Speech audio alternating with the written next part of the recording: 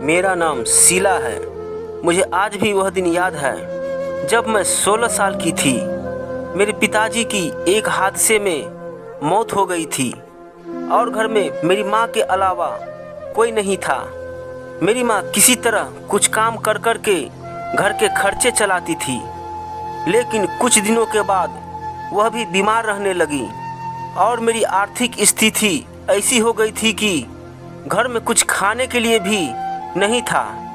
तब मैं सोची क्यों न कहीं नौकरी करके कुछ पैसे कमाए जाए ताकि घर के खर्चे चले और मेरी माँ का इलाज भी हो सके।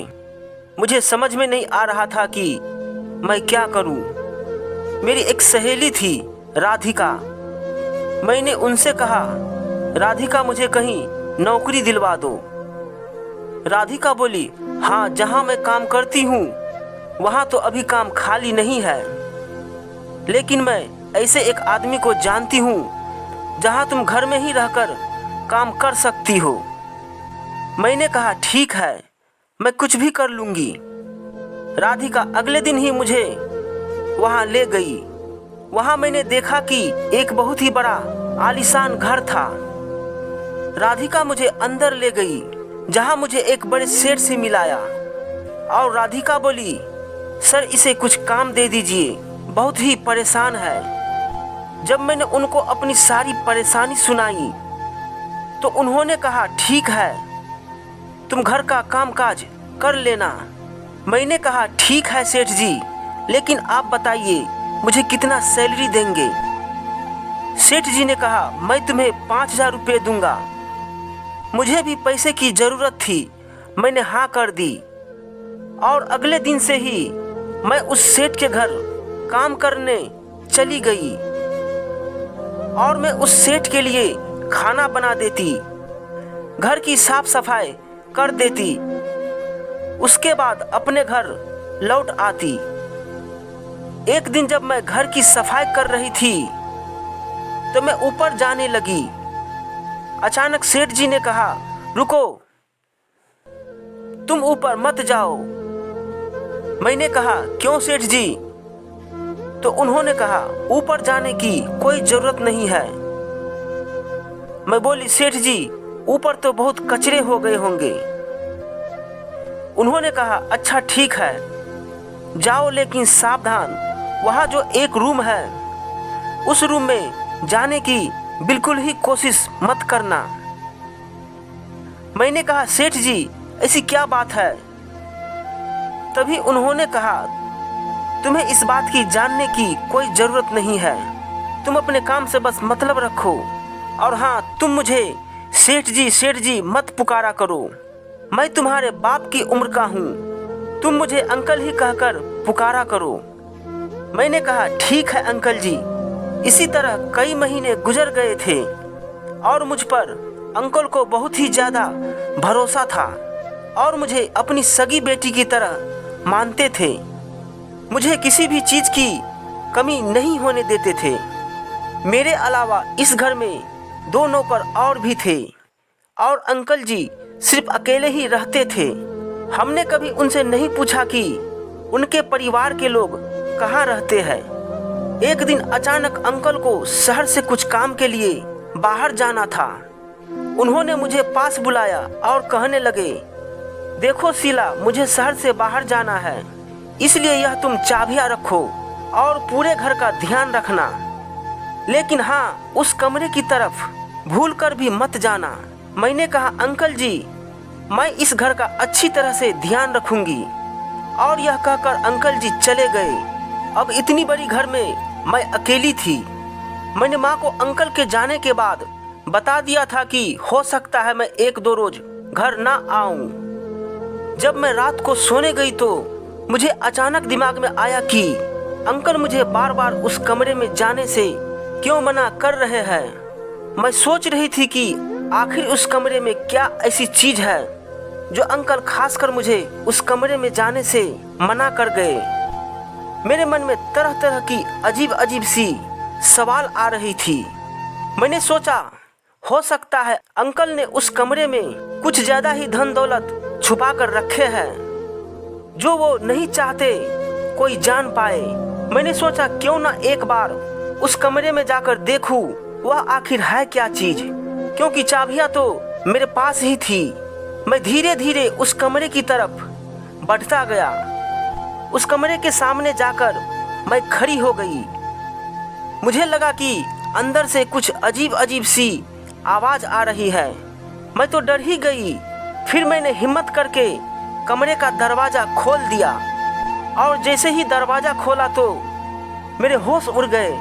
मैं वहाँ से दौड़कर अपने कमरे में आ गई। मैंने जो देखा था उससे मेरे शरीर कांप रहे थे। मैं पसीना पसीना हो गई थी। मैं कुछ देर बैठ गई और फिर पानी पिया। मैं सोच रही थी कि अंकल इतने बेरहम दिल इंसान कैसे हो सकते हैं। मैं सोच रही थी कि आखिर अंकल है कौन। सच जानने के लिए मुझे उनके कमरे की तलाशी लेनी थी। मैं उनके कमरे में गई और इधर उधर कुछ सामान हटाकर देखने लगी। अंकल ने गोदरेज में भी चाबी नहीं लगाई थी, क्योंकि मुझ पर उनका पूरा भरोसा था। जब मैं गोदरेज खोलकर देखी तो मुझे एक फाइलें मिली। उस फाइल के अंदर एक फोटो भी थी और कुछ लिखा हुआ था, जिसे पढ़ने के बाद मेरी हालत खराब हो गई थी। मैं अंकल को रहमदिल इंसान समझती थी, लेकिन उसे पढ़ने के बाद मैं समझ गई थी कि वह तो बहुत ही बेरहम जल्लाद इंसान है।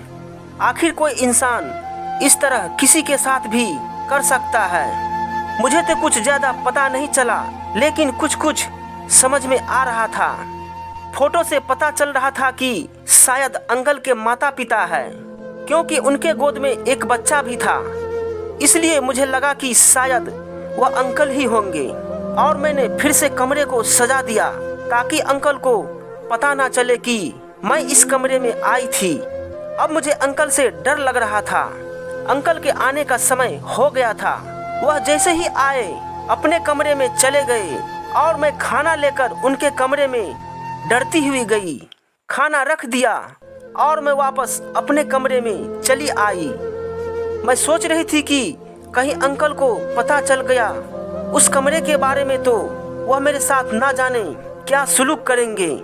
मैं अंदर से कांप रही थी। तभी एक आवाज आई, शीला कहाँ हो तुम? यह सुनकर मैं और ही घबरा गई थी। मेरे पास आओ। मैं डरते डरते अंकल के कमरे में गई और मैं अंकल के सामने सर झुकाकर खड़ी हो गई। वह पूछने लगे कि मेरे जाने के बाद तुमने मेरे कमरे की तलाशी ली। आखिर तुम्हें ऐसा क्या चाहिए था जो तूने मेरे कमरे की तलाशी ली? मैंने तुम्हें कभी भी किसी चीज़ की कमी नहीं होने दी। अपनी सगी बेटी की तरह माना और तुमने मेरे साथ इतना बड़ा विश्वासघात किया। अंकल को कैसे पता चल गया कि मैं कमरे की तलाशी कर ली? तभी अंकल बोले, तुम्हें क्या लगा कि मुझे कुछ पता नहीं चलेगा? मैं कमरे में घुसते ही समझ गया था कि मेरे पीछे किसी ने मेरे कमरे की तलाशी ली है।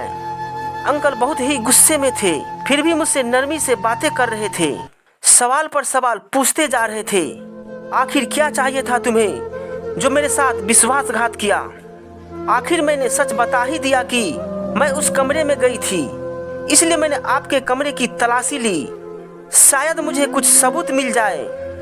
मैंने जो उस कमरे में देखा था उस सच को जानने के लिए मैंने आपके कमरे की तलाशी ली। उस कमरे में मैंने जो देखा था उसे देखने के बाद अगर मैं चुप रहती तो शायद मुझे नर्क में भी जगह ना मिले।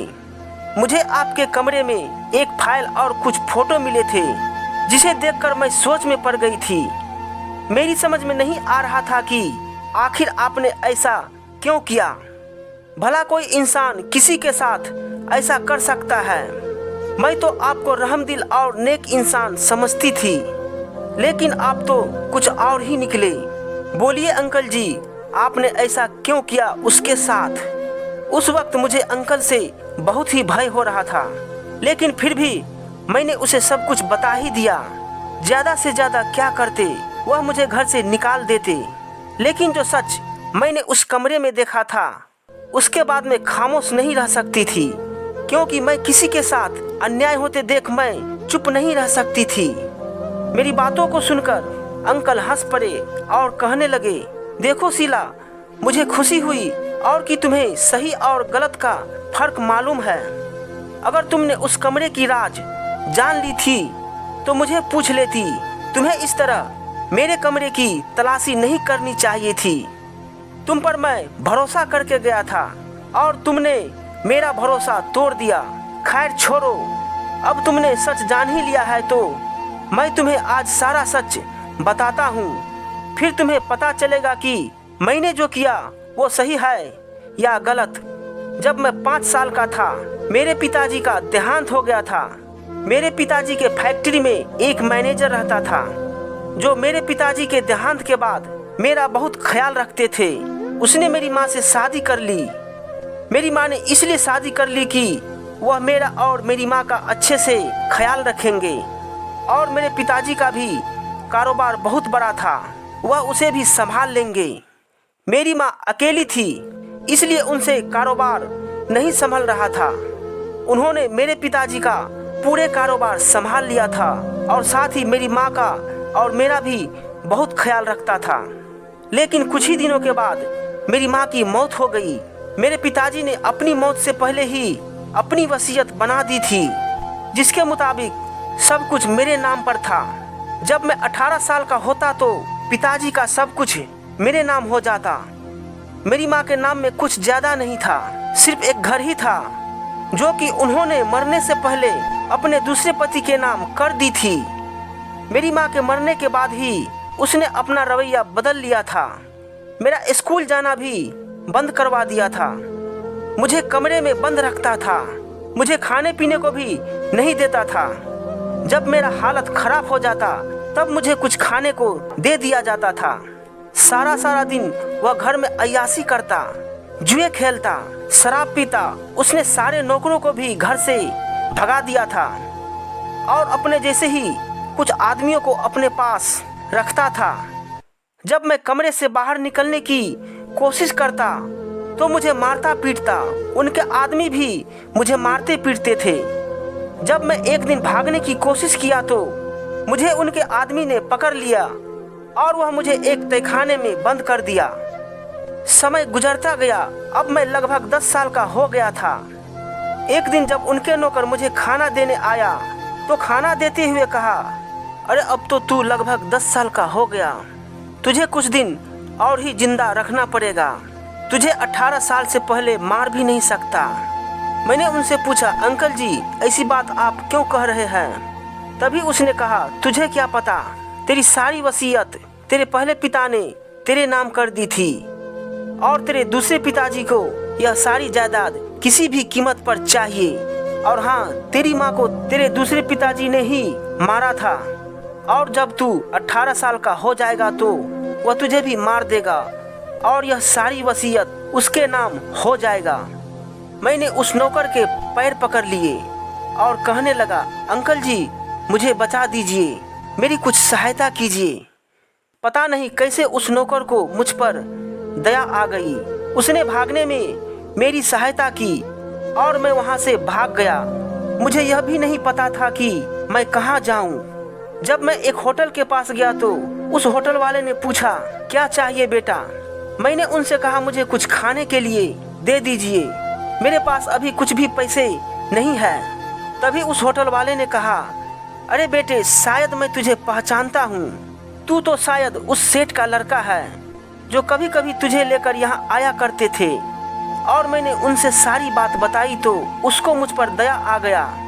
तब उसने अपने पास रख लिया। समय बीतता गया।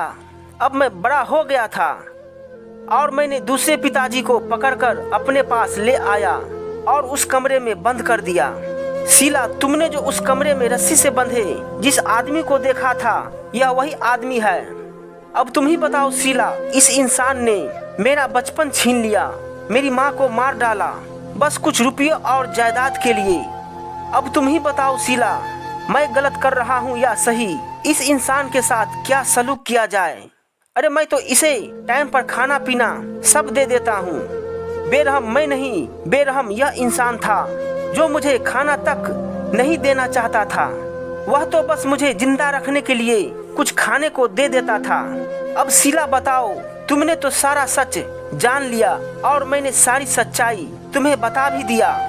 अब बोलो, मैं बेरहम इंसान हूँ या ये जिसे तुमने कमरे में रस्सी से बंधे देखा? अब मैं सारी सच्चाई जान चुकी थी। मैंने अंकल से कहा, अंकल जी मुझे माफ़ कर दीजिए, मैं आपको गलत इंसान समझ बैठी थी। उस शैतान को तो सज़ा मिलनी ही चाहिए, उसे भगवान भी कभी माफ़ नहीं करेगा। उस जैसे जल्लाद को तो नरक में भी जगह नहीं मिलेगा।